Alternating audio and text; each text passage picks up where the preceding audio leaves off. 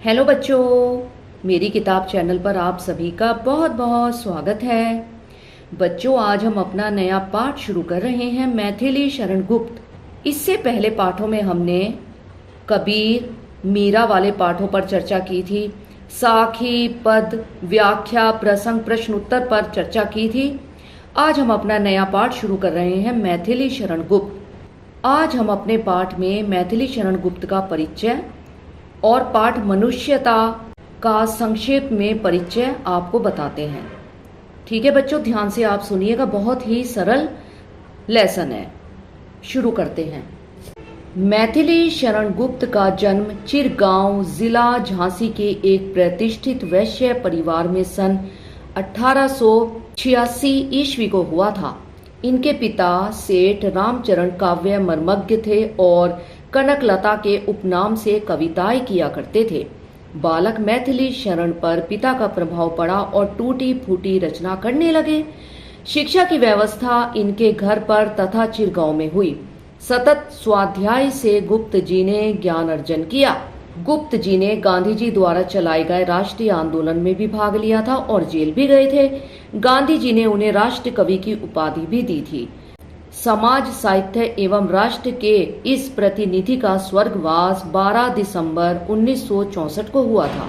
इनकी रचनाएं अगर देखें तो गुप्त जी ने लगभग 2 दर्जन से अधिक मौलिक काव्य ग्रंथों की मुक्तक एवं प्रबंध काव्य रूप में रचनाएं की हैं। इनके साकेत और जय भारत 2 महाकाव्य हैं। पद्यबद्ध नाटक भी गुप्त जी ने लिखे हैं।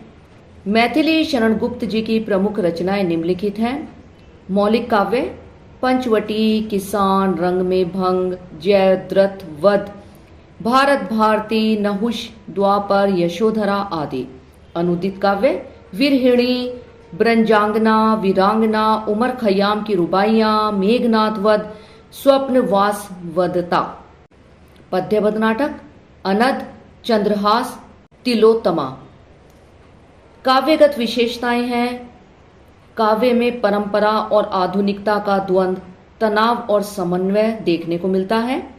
गुप्त जी ने हमारे समक्ष जहां एक ओर स्वर्णिम भारत के पौराणिक एवं ऐतिहासिक गौरवपूर्ण चित्र प्रस्तुत किए हैं, वहीं दूसरी ओर आधुनिक भारत की समस्त चेतनाओं, मान्यताओं और समस्याओं का सफल प्रतिनिधित्व भी किया है। भविष्य के चिंतन ने चिंता के अथाह सागर में उन्हें डुबो दिया। हम क्या थे, क्या हो गए और क्या होंगे अभी। राष्ट्रीय भावनाओं में इन्होंने गांधीवाद को काव्य रूप में साकार प्रदान किया है, यानी साकार रूप दिया है। सामान्य जनजीवन की भावनाओं और समस्याओं को वाणी प्रदान की है। भारत की उपेक्षित नारियों के प्रति गुप्त जी के हृदय में अत्यंत श्रद्धा और सहानुभूति थी। भाषा शैली इनकी देखें तो गुप्त जी की भाषा शैली सीधी, सरल और प्रवाह युक्त है। उन्होंने खड़ी बोली को अपनाया है। उनकी कविता में तुकांतता मिलती है। स्पर्श का जो ये पाठ है, मनुष्यता, मैथिली शरण गुप्त जी द्वारा लिखा हुआ।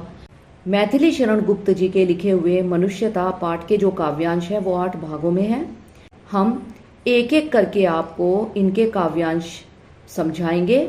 शब्दार्थ, प्रसंग, व्याख्या, विशेष और प्रश्न उत्तर हम आपको बताएंगे। आप इनको ध्यान से समझिएगा, बहुत ही सरल पाठ है, आपको आसानी से समझ आ जाएगा।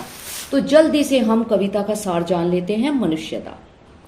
प्रस्तुत कविता का कवि अपनों के लिए जीने मरने को मनुष्य तो मानता है, लेकिन यह मानने को तैयार नहीं है कि ऐसे मनुष्यों में मनुष्यता के पूरे पूरे लक्षण भी हैं। वह तो उन मनुष्य को ही महान मानेगा जिनमें अपने और अपनों के हित चिंतन से कहीं पहले और सर्वोपरि दूसरों का हित चिंतन हो।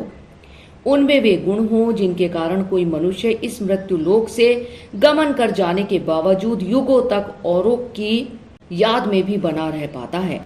उसकी मृत्यु भी सुमृत्यु हो जाती है। आखिर क्या है वे गुण? प्रकृति के अन्य प्राणियों की तुलना में मनुष्य में चेतना शक्ति की प्रबलता होती है। वह दूसरों के हितों का ख्याल रख सकने में समर्थ होता है। वही मृत्यु सार्थक है जो दूसरों का हित साधते हुए हो। यह तो पशु प्रवृत्ति है कि वह अपने ही खाने पीने का ध्यान रखे। माँ सरस्वती भी उसी व्यक्ति का बखान करती है जो उदार हृदय होता है। कवि ने अनेक ऐसे उदार हृदय व्यक्तियों के उदाहरण देकर अपने कथ्य का समर्थन किया है। रतिदेव, दधीची, उशीनर, कर्ण आदि ऐसे ही महान व्यक्ति थे। हमें कभी मन में और धन में अंधा नहीं हो जाना चाहिए। जब तक परमात्मा दीन बंधु के रूप में हमारे साथ हैं, तब तक हम भाग्यहीन और अनाथ नहीं हैं। परोपकारी व्यक्ति का सम्मान तो देवता तक करते हैं। हमें यह याद रखना है कि धरती के सभी प्राणी हमारे बंधु हैं। सच्चा मनुष्य वही है जो दूसरों के लिए मरता है। बच्चों, यही मनुष्यता पाठ का सार है और यही मैथिली शरण गुप्त जी ने हमें समझाने का प्रयास किया है। अगले पाठों में हम मनुष्यता पाठ के काव्यांशों पर चर्चा करेंगे और आपको इसके विषय में बताएंगे। ठीक है बच्चों।